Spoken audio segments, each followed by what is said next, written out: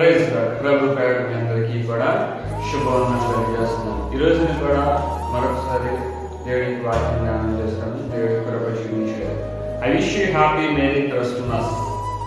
మనం చూసినట్లయితే కనుక సర్వోన్నతమైన స్థలములలో దేవుడికి మహిమ, ఆయన ఇష్టమైన మనుషులకి భూమి మీద సమాధానం కలుగుగాక అని దూతలు ఏం చేస్తారంటే స్తుతిగానం చేయించున్నారు.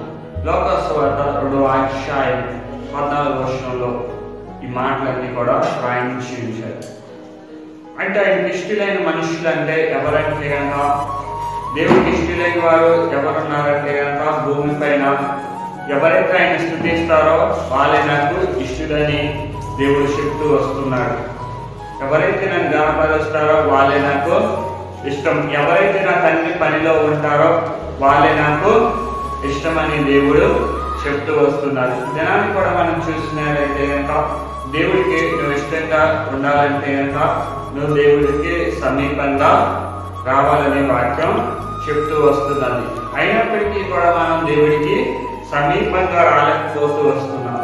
ఈ క్రిస్మస్ దినాల్లో అన్నా సరే మన జీవితాలు యేసు ప్రభువు యొక్క ట్రాక్ లోకి రావాలి. ఇదివరకు మనం లోకం అనే ట్రాక్ లో ఉండొచ్చు, లేకపోతే 2 ట్రాక్ల మీద మనం పరిగెత్తవచ్చు. 2 ట్రాక్ల మీద పరిగెడితే కనుక గమ్యం మనము చేరలేము.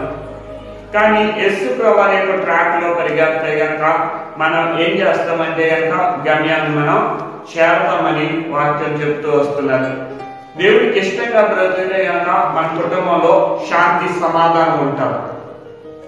యేసు ప్రభువు దగ్గరికి రండి అని పిలుస్తున్నాడు. దినాన్ని వాక్యం వింటున్నా ఎవరన్నా కావచ్చు, నువ్వు యేసు దగ్గరికి వచ్చినట్లయితే కనుక ఈ కుటుంబంలో శాంతి సమాధానం కలుగుతారు. అంత మాత్రమే కాదు, ప్రయాసపడి భారం మోయిస్తున్న జనులారా నా యొద్దకు రండి, నేను మీకు విశ్రాంతిని కలుగజేస్తానని యేసయ్య చెప్తూ వస్తున్నారు. అంటే విశ్రాంతి అంటే కనుక ఈ పనుల భారము యెహోవా పైన పెట్టమని వాక్యం చెప్తూ వస్తున్నది.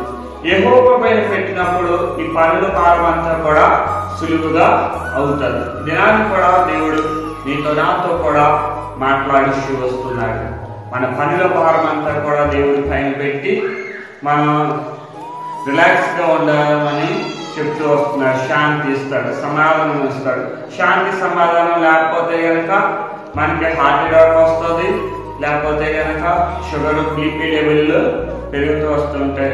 ప్రశాంతత ఉందంటే కనుక మానవ యొక్క జీవితంలో, మానవ యొక్క హృదయంలో ఏదన్నా రోగాలు ఉంటాయంటే కనుక ఏమీ కూడా ఉండవు.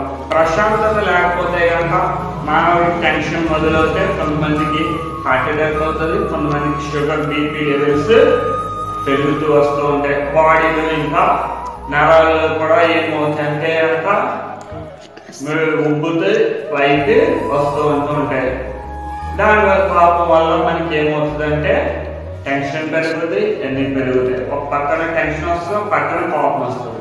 యేసు ప్రభువు మానవుని పిలిచినప్పుడు అవేమీ కూడా ఉండవు, మీకు శాంతి ఇస్తానంటున్నాడు. కుటుంబంలో సమస్య అయినప్పటికీ కూడా, వ్యక్తిగతంగా సమస్య అయినప్పటికీ కూడా, మానసికంగా సమస్య అయినప్పటికీ కూడా వాక్యం ఉంటున్న ప్రియ బిడ్డ, నువ్వు ప్రభు దగ్గర రాగలిగితే కనుక నీకు శాంతి కలుగుతుంది. ఈ మరణించాలని ప్రయాణిస్తున్నావా? ఒకవేళ వాక్యము నీతో మాట్లాడుతూ వస్తున్నాడు. నేను మరణం అయిపోదామని పరిగెడదాం అనుకుంటున్నావా?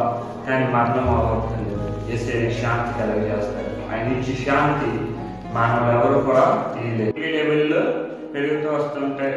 ప్రశాంతత ఉందంటే కనుక మానవ యొక్క జీవితంలో, మానవ యొక్క హృదయంలో ఏదన్నా రోగాలు ఉంటాయంటే కనుక ఏమీ కూడా ఉండవు.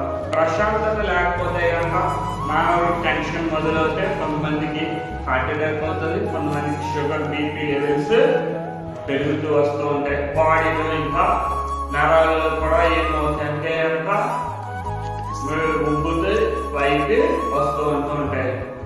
దానివల్ల పాపం వల్ల మనకి ఏమవుతుందంటే టెన్షన్ పెరుగుతుంది, ఎన్ని పెరుగుతాయి. ఒక పక్కన టెన్షన్ వస్తుంది, ఒక పక్కన కోపం వస్తుంది.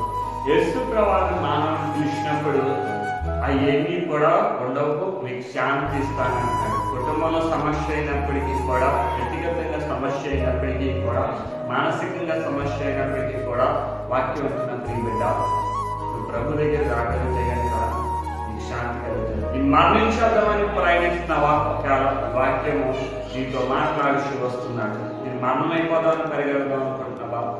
కానీ మరణం అవుతుంది. వేసే శాంతి కలగజేస్తాడు. ఆయన ఇచ్చే శాంతి మనం ఎవరు కూడా తీయలేము. ఆమేన్.